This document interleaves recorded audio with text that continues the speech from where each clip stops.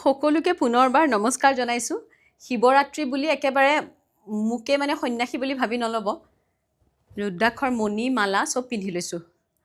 কুম্ভ মেলালৈ যাওঁতে এইখিনি লৈছিলোঁ। কুম্ভ মেলাৰ ফটোত চাগে দেখিছে। আৰু আজি আমাৰ সকলোৰে বাবে বিশেষ দিন, মহাশিৱৰাত্ৰি।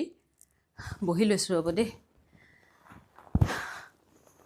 ৰাতিপুৱাৰ পৰা কিবা কিবি কৰি কৰি একদম ভাগৰ লাগি গৈছে। অকণমান ফেপাই আছোঁ, মানে ভাবিলোঁ আপোনালোককো দেখাওঁ কি কি কৰিছোঁ দিনটো। কিন্তু ইমান দৌৰা দৌৰি হৈছে।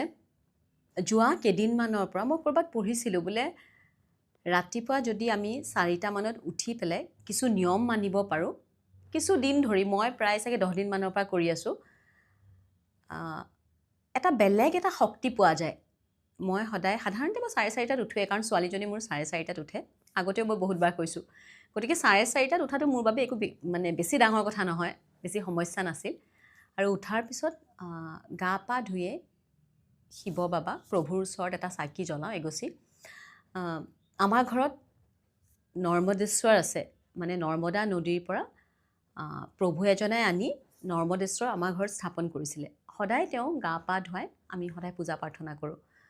মই যেতিয়া থাকোঁ ময়ো কৰোঁ, 2গৰাকী মা আছে, মায়ে কৰে।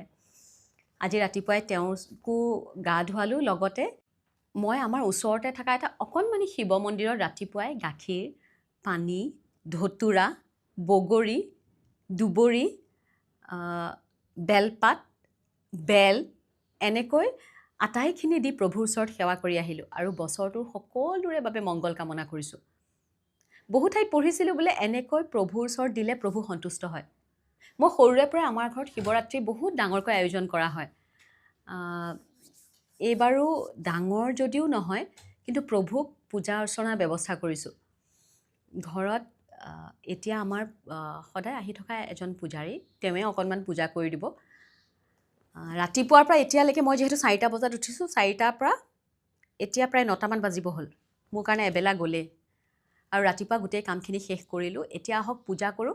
আৰু তাৰপিছত আৰু এটা বিশেষ ঠাইলৈ যাম, যিটো ঠাই প্ৰথম স্থাপনৰ দিনাখন গৈছিলোঁ, তাৰ মাজতো এবাৰ গৈছিলোঁ, আৰু আজিও যাম বুলি ভাবিছোঁ, যদিহে ঘৰুৱা কামখিনি সোনকালে শেষ হয়। আহক ক'লৈ যাম আপোনালোকক কৈ আছোঁ। আমাৰ 2জন পূজাৰীও একেবাৰে সময়তে আহি ওলাইছিলহি।